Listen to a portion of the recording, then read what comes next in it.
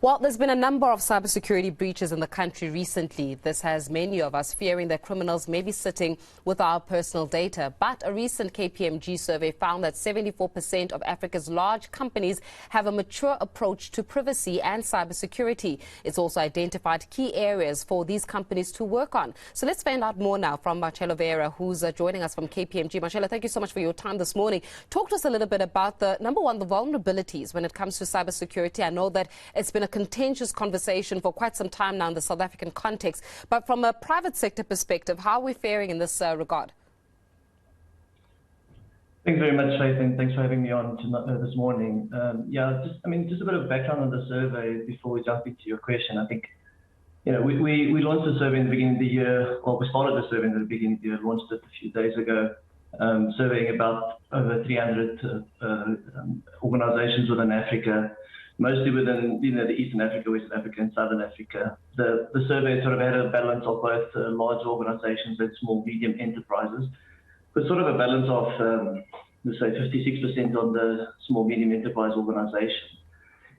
There was some, if you look at our survey, if you look at the results of the survey, I think it's really identified some very good positives, as you highlighted, right? I mean, with 75% of organizations responding to having a strategy that is regularly refreshed and aligned to a threat profile, right? Which is, I guess, what we want to see in the industry.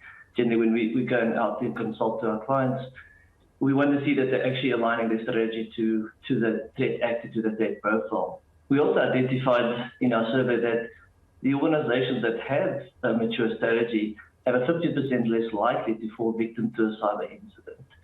And then on the inverse of large versus small medium enterprises, we also found that the large organizations seem to be a lot more confident in the effectiveness of their strategies within the organization compared to the smaller enterprises.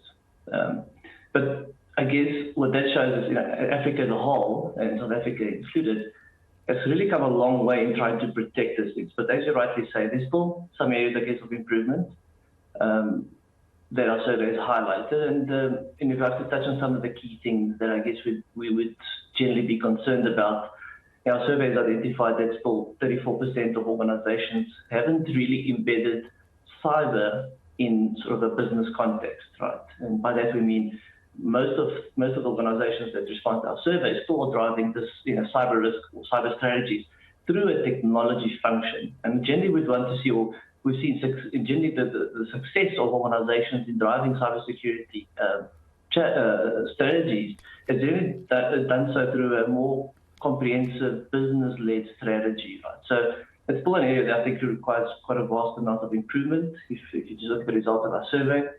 The other thing that I guess stood out for us in our survey that would concern us is that 20% of responses felt that organizations don't have a clear strategy around privacy risks. And I think the audience would know that the Protection of Personal Information Act is here, and I think it's important that organizations need to drive privacy risks a bit more aggressive.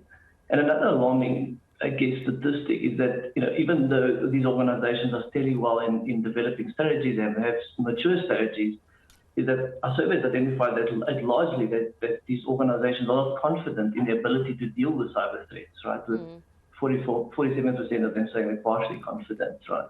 And then just lastly, I think the not surprisingly, but I guess the one of the biggest weaknesses I think we've identified in the survey was really just the war on talent, with 75% of companies saying that they're encountering challenges with recruitment and retaining staff with cybersecurity skills. So, that's not, I guess it's not alarming, it's not surprising. We've seen over the last 2 years, there's a massive talent war, specifically within the pandemic. But that's a significant number. That means there's a lot that we need to do in that space.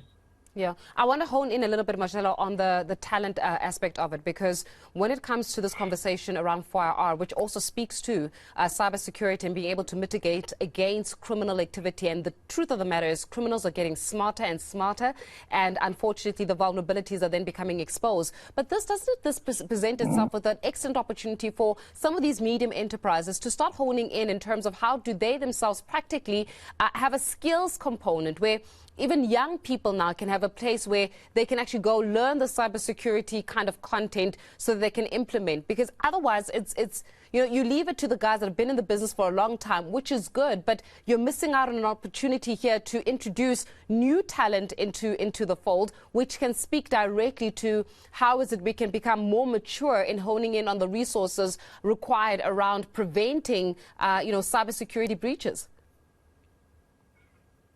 Definitely, Faith. And look, I think in that regard, I think there's a lot being done in the country around trying to develop cybersecurity skills and talent. I mean, I can definitely speak for the fact that even if you look at the tertiary level, right? I think if you look 10 years ago, 15 years ago, there was very rarely postgraduate degrees or even undergraduate degrees that touched on cybersecurity as a discipline or a major.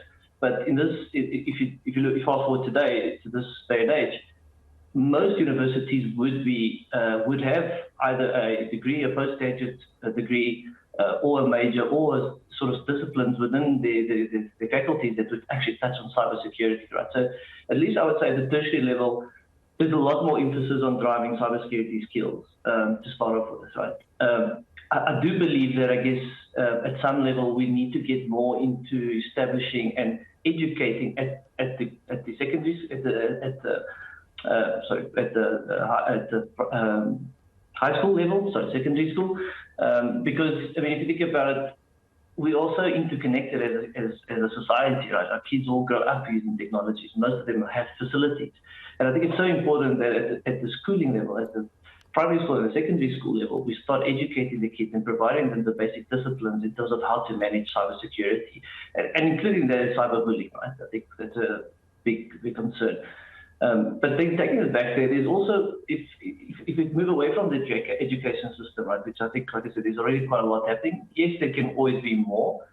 But if you take it another level back, there's a lot of also funding that comes from organizations like the Foreign Commonwealth Development Office that's spending a lot of time in investing in educating and working with organizations such as CEDA to drive a bit more around security awarenesses, driving education around incident response for these organizations and giving them toolkits to be able actually to put in the right mechanisms to defend themselves, and then they can to defend and respond to incidents.